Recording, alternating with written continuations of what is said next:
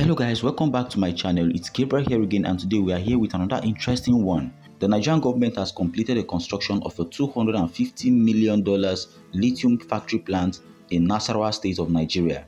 The mega factory, according to design, has the capacity to process 18 tons of lithium daily, totaling 4.5 million tons annually.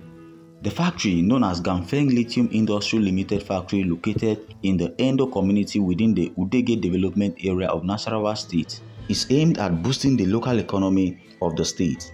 The federal government stressed that the construction of the factory aligns with its administration's industrialization policy, which aims to ensure ample energy supply for the entire nation.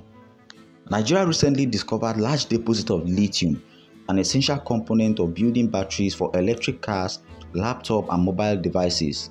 Elon Musk, CEO of Tesla, showed interest in signing a trade pact with the Nigerian government for the mining of lithium, but the government of Nigeria rejected the offer and insisted that Nigeria would only deal with Tesla if the company agreed to build its battery-making factories in Nigeria. The price of lithium rose from $6,000 per ton in 2020 to $78,000 per ton in 2022.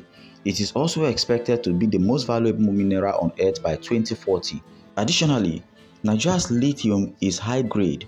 Unlike many jurisdictions, such as the UAE and Australia, the mining industry is regulated by the federal government. The government ministry tasked with the responsibility is the Ministry of Mines and Steel Development, to protect its resources and regulate all aspects of explorations and exploitations of solid minerals in the country.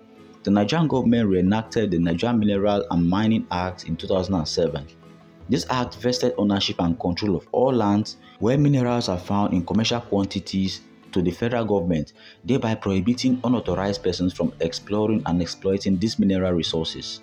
The federal government also grants the right to explore and exploit minerals in Nigeria by issuing various mineral titles. In the last few years, there has been a mad rush for Nasarawa State's many mineral deposits, which earned the state tag home of solid minerals. The development has seen some big names in the corporate world establishing presence in the state and tapping the minerals. Some of the big names that have established industries in the states include Olam Nigeria Limited, Dangote Sugar Refinery, Azama Nigeria Limited, Flour Mills of Nigeria, Bionas Group, ABS Blueprint Consortium, Prime Global, Beacon Energy, Green Sahara, Diamond Strips, Barlow and Barrow International Nigeria Limited, Green and Energy Limited, and also the Chinese companies that are actually coming in to invest heavily in the solid mineral industry. However, amongst the mineral deposits in the state, lithium in the last few months has somehow become the beautiful bride, with investors sinking hundreds of millions of dollars into the exploration.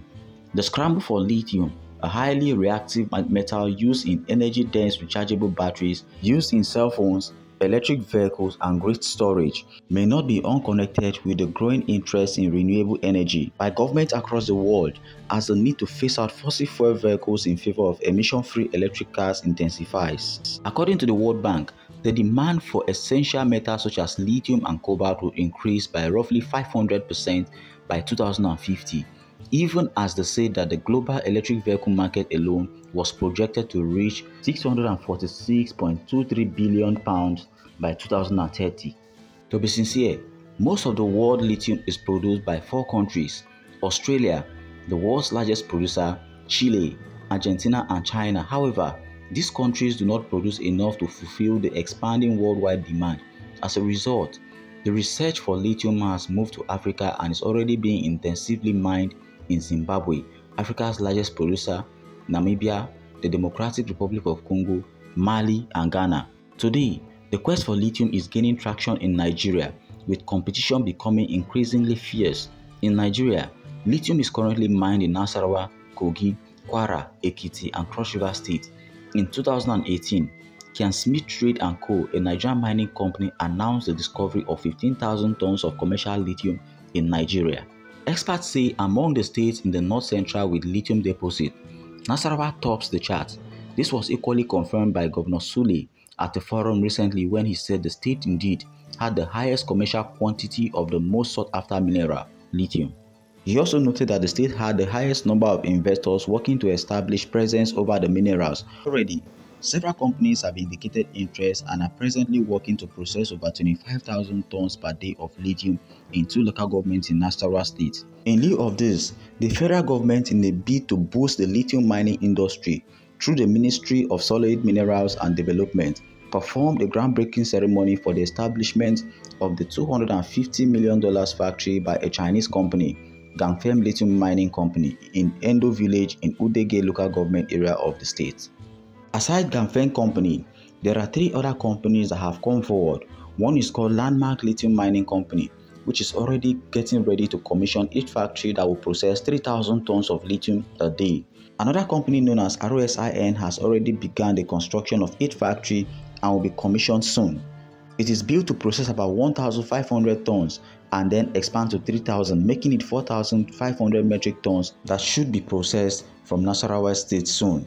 Adding the Ganfeng company that has just come up with its own, it is important to note that the lithium mining industry in Nasarawa State is expected to rise above average in the nearest future. The Ganfeng initiative alone, according to the government of Nigeria, will provide jobs to more than 15,000 people when the factory becomes operational, while building massive infrastructure across the benefiting communities amongst other social responsibilities. The plant is also expected to provide directly 2,500 jobs and indirectly more than 15,000 jobs. The factory, which has just been completed, is expected to boost the market economy and impact skills to young people. The investment will attract more Chinese investors into the country and Nasarawa State in particular. Infrastructure will be improved, the communities will be more energetic, and according to the government, it is going to create a win-win situation for all. It is, however, very important to give credit to the federal government for taking the initiative to establish this factory in the country instead of exporting the raw materials abroad, which could in turn reduce the pressure on the naira. According to government sources, the federal government will henceforth only give license to mining companies that will add value, even as the government has urged mining companies currently exploring and exporting raw materials to review their business strategies and follow the path of economic recovery going on in Nasarawa State and Nigeria at large.